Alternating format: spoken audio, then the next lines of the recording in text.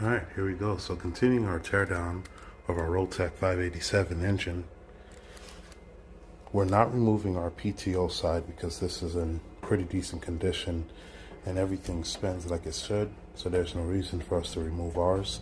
There's a spline tool for this. If you did want to remove it, all you would need to do is wait until your piston on your PTO side was completely down.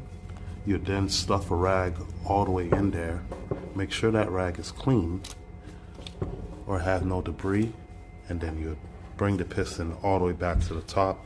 That would create this or stop this from moving. And the exact same thing on our mag side. We'd wait till our piston come all the way down, which we're doing now. We're then gonna take our rag, kind of fold it halfway down the middle, and stuff as much in there as possible. Some people use a rope and then pull it back through the top here. I think that's a little excessive, but as long as it's in there, and then you bring it back up, and just like that, you can now move on to removing your flywheel. All right, for this next step, you will need a heat gun or torch. I like to heat this bolt up because it makes it a lot easier.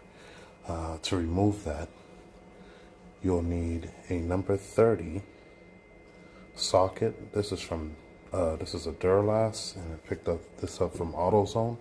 Not a common one that people often have, but if you do a lot of hubs on trailer tires, you'll end up finding yourself with one of these anyway. So it's probably just good to grab. You'll need a wheel puller of some sort. And again, this is just one from Harbor Freight. We're gonna next heat up our nut.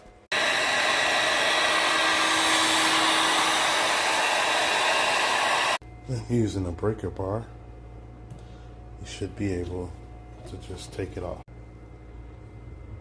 Notice I am using double washers because this does use an incredible amount of force, and using one, it can bend in and you would have to start the process all over.